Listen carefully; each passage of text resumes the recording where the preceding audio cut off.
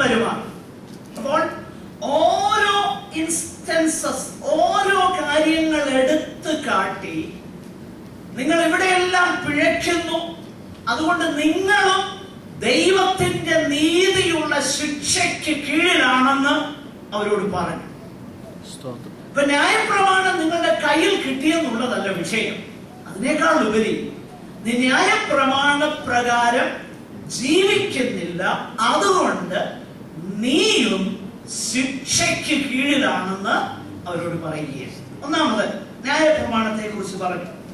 ഇനി രണ്ടാമത് അതിന്റെ 25 മുതലുള്ളതാകുന്ന വാക്യങ്ങളിൽ പരിച്ഛേദനയെ കുറിച്ച് പറയുന്ന കാര്യം നമുക്ക് പെട്ടെന്നൊന്ന് ശ്രദ്ധിച്ച് മുൻപോട്ട് പോകാം. പ്രിയമുള്ളവരെ, ന്യായപ്രമാണം അവരുടെ കയ്യിൽ ലഭിച്ചതോ അവർക്ക് ആ പദവി കിട്ടിയതോ മാത്രമല്ല, ഈ സർക്കംസിഷൻ, പരിച്ഛേദന എന്ന ദൈവിക ഉടമ്പടിയുടെ തെളിവ് അവരുടെ ശരീരത്തിൽ വഹിക്കുന്നതോ അവരെ ന്യായവിധിയിൽ നിന്നും ഒഴിവുള്ളവരാക്കുന്നില്ലെന്ന് പൗലോസ് പറയും. വാസ്തവത്തിൽ ദൈവത്തിന്റെ വചനം നമ്മൾ പരിശോധിച്ച് നോക്കിക്കഴിഞ്ഞാൽ അബ്രഹാമിനോട് ദൈവം ചെയ്ത ഉടമ്പടിയുടെ ശരീരത്തിലുള്ള ചിഹ്നമായിട്ടാണ് പരിച്ഛേദന ദൈവം അവർക്ക് കൊടുത്തത്. God gave Abraham as a sign in his body of the covenant he made with him. താനുമായിട്ട് ചെയ്തതാകുന്ന ആ ഉടമ്പടിയുടെ സൈനാണ് പരിച്ഛേദന. അത് ഉൽപ്പത്തി പുസ്തകം 17-ാം അധ്യായത്തില് അതിന്റെ 9 മുതലുള്ളതാകുന്ന വാക്യങ്ങളിൽ നമ്മൾ വായിക്കുന്നു. യഹൂദ ഉപദേഷ്ടാക്കന്മാർ ഇതിനെക്കുറിച്ച് ഒരുപാട് കാര്യങ്ങൾ ഇസ്രായേലിനോട് പറഞ്ഞിട്ടുണ്ട്. ഒത്തിരി കാര്യങ്ങൾ പറഞ്ഞിട്ടുണ്ട്. അതിൽ 1-2 കാര്യങ്ങൾ പ്രധാനമായിട്ട് അവർ പറയുന്നത് ഇങ്ങനെയാണ്: An Israelite who is circumcised will not descend into Gehenna, the place where it is burning all the time. എപ്പോഴും കത്തിക്കൊണ്ടിരിക്കുന്ന നരകമെന്ന് അവര് വിളിക്കുന്ന ഗഹന്നയിൽ നിന്ന്, നരകാഗ്നിയിൽ നിന്ന് പരിച്ഛേദനയേറ്റ ഒരുവനെ ദൈവം രക്ഷിക്കുമെന്ന് അവർ പഠിപ്പിച്ചിരുന്നു.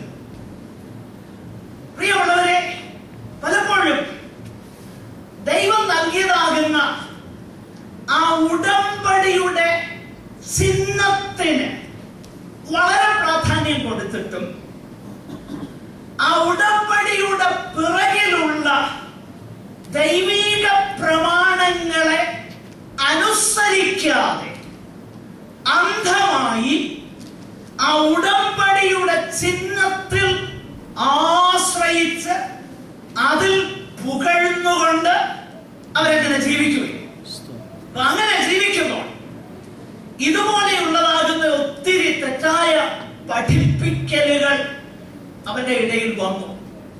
അതായത് പരിച്ഛേദന ഏറ്റവരാകുന്ന യഹൂദന്മാരെ ഒരിക്കലും, ഒരുവൻ പരിച്ഛേദന ഏറ്റവനാണെങ്കിൽ അവനെ നരകത്തിലേക്ക് ദൈവം വിടുകയില്ല. നരകത്തിലേക്ക് അവനെ വിടാതെ ഇരിക്കുന്നതിനുള്ളതാകുന്ന ഒരു സേഫ്റ്റി മെക്കാനിസമാണ് പരിച്ഛേദന എന്ന് അവർ പഠിപ്പിച്ചത്.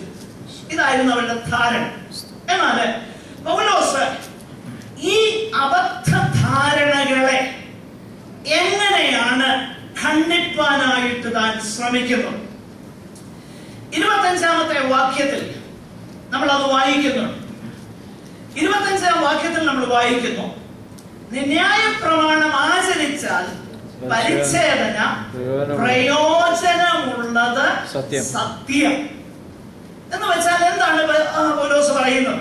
ഒന്ന്, പരിച്ഛേദന എന്ന ആ ദൈവിക ഉടമ്പടിയുടെ ചിഹ്നം ദൈവത്തിങ്കിൽ നിന്നും വന്നു എന്ന കാര്യം താൻ നിഷേധിക്കുന്നില്ല. ദൈവമാണത് നൽകിയത് താമസിക്കാതെ തന്നെ ആ ഉടമ്പടി ലഭിച്ചിരിക്കുമ്പോൾ ഉടമ്പടിക്ക് കീഴിലേക്ക് ആ അടയാളത്തിന്റെ തെളിവായിട്ട്, അല്ലെങ്കിൽ ആ ഉടമ്പടിയുടെ തെളിവായിട്ട് ശരീരത്തിൽ അടയാളം അവരനുഭവിച്ച് ആ ഉടമ്പടി ബന്ധത്തിലേക്ക് പ്രവേശിക്കുമ്പോൾ ആ ചിഹ്നത്തെക്കാൾ ഉപരിയായി ന്യായപ്രമാണം അവരനുസരിപ്പാൻ ബാധ്യസ്ഥരാണ്. അല്ലെങ്കിൽ പരിച്ഛേദന കൊണ്ട് പ്രയോജനമില്ലെന്നാണ് പൗലോസ് പറയുന്നത്. ഗലാത്യ ലേഖനത്തില് ഇതേ കാര്യം തന്നെ താൻ പറയുന്നുണ്ട്. ഗലാത്യ ലേഖനം 5:3, Galatians 5:3. പരിച്ഛേദന ഏൽക്കുന്ന ഏത് മനുഷ്യരോടും അവൻ ന്യായപ്രമാണം മുഴുവൻ നിവർത്തിപ്പാൻ കടപ്പെട്ടിരിക്കുന്നു. നോക്കിയോ, അപ്പോൾ പരിച്ഛേദന ഏറ്റു എന്നതല്ല വിഷയം. പരിച്ഛേദന ഏറ്റത് ആ ന്യായപ്രമാണം നിനക്ക് ദൈവം തന്നതുകൊണ്ട്, അതിന്റെ അടയാളം. അപ്പൊ അതിനേക്കാളും പ്രാധാന്യം നീ ആ ന്യായപ്രമാണം അനുസരിക്കാന്നുള്ളത്. അപ്പൊ ന്യായപ്രമാണം അനുസരിക്കാതെ പരിച്ഛേദന ഏറ്റാൽ അതിനൊരു പ്രയോജനവും ഇല്ലെന്നാണ് പൗലോസ് തുടർന്ന് പറയുന്നത്. അടുത്ത വാക്യം ഒന്ന് ശ്രദ്ധിച്ചേ. പിന്നെ 26-ാമത്തെ വാക്യം, 25-ന്റെ അവസാനം 26-ാം വാക്യം ഒന്ന് വായിച്ചേ. ന്യായപ്രമാണം ലംഘിയായാലോ നിന്റെ പരിച്ഛേദന അഗ്രചർമ്മമായി തീർന്നു. അപ്പോൾ അവിടെ പൗലോസ് പറയുന്ന ഒരു കാര്യം, നിനക്ക് പരിച്ഛേദനയുണ്ട്, പക്ഷെ നീ ന്യായപ്രമാണം അനുസരിക്കുന്നില്ല. അപ്പോൾ സർക്കംസിഷൻ, പരിച്ഛേദന മൈനസ് അനുസരണം. പരിച്ഛേദനയുണ്ട് പക്ഷെ അനുസരിക്കുന്നില്ല, ഈസ് ഈക്വൽ ടു എന്തുവാ? അഗ്രചർമ്മിയായി തീർന്നു. മനസ്സിലായോ? പൗലോസിന്റെ ആ ഒരു ഇക്വേഷൻ അവിടെ ശ്രദ്ധിക്കണം. നിനക്ക് പരിച്ഛേദനയുണ്ട് പക്ഷെ ന്യായപ്രമാണം അനുസരിക്കുന്നില്ല. അങ്ങനെയെങ്കിൽ നീ ആരായി തീർന്നു? നീ അഗ്രചർമ്മിയായി തീർന്നു. അടുത്തത്, അഗ്രചർമ്മി ന്യായപ്രമാണത്തിന്റെ നിയമങ്ങളെ പ്രമാണിച്ചാൽ അവന്റെ അഗ്രചർമ്മം പരിച്ഛേദന എന്ന് എണ്ണുകയില്ലയോ? അപ്പോ നേരെ തിരിച്ചു പൗലോസ് പറയുക, അഗ്രചർമ്മി plus he is obedient to God's law is equal to what? Circumcision. ഈ കാര്യമാണ് പൗലോസ് പറയുന്നത്. എന്ന് പറഞ്ഞു കഴിഞ്ഞാൽ, പ്രിയമുള്ളവരെ, അവിടെ പൗലോസ് അവരോട് പറയുന്നത്, നീ പരിച്ഛേദന ഏറ്റു എന്നതല്ല കാര്യം. പരിച്ഛേദന ഏറ്റു എന്നത് അതിൽ തന്നെ പ്രാധാന്യമില്ല. ശ്രദ്ധിക്കണം എന്റെ വാക്കുകൾ. പരിച്ഛേദന എന്നതിന് അതിൽ തന്നെ പ്രാധാന്യമില്ല. നേരെ മറിച്ച് ദൈവം നീയുമായി ചെയ്ത ഉടമ്പടി ബന്ധത്തിന്റെ അടയാളമാണ് പരിച്ഛേദന. അപ്പൊ ദൈവം നീയുമായിട്ട് ഉടമ്പടി ബന്ധം ചെയ്തെങ്കിൽ നീ പരിച്ഛേദന ഏറ്റു, ശരിയാണ്, ഉടമ്പടി ബന്ധത്തിന്റെ തെളിവ്. പക്ഷേ ആ ഉടമ്പടി ബന്ധത്തിൽ ദൈവത്തെ നീ അനുസരിക്കുന്നില്ലെങ്കിൽ നിന്റെ ജഡത്തിലുള്ള പരിച്ഛേദന കൊണ്ട് ഒരു പ്രയോജനവുമില്ല. ഇതാണ് സ്വന്തം ജനമാകുന്ന യഹൂദന്മാരോട് ആര് പറയുന്നത്? പൗലോസ്. നമ്മളൊരു കാര്യം മനസ്സിലാക്കണം, ഈ സ്വന്തം ജനമാകുന്ന യഹൂദനോട് ഇതാ പറയുന്നത്. നമ്മൾ 9, 10, 11 യഹൂദന്മാരെ കുറിച്ച് നമ്മൾ ചിന്തിക്കും, പഠിക്കും. അവിടെ പറയുന്ന ഒരു കാര്യമുണ്ട്. യഹൂദനെ കുറിച്ച് പറഞ്ഞു വന്നേച്ച് ജാതികളെ നോക്കി പൗലോസ് ഒരു കാര്യം പറയുന്നുണ്ട്.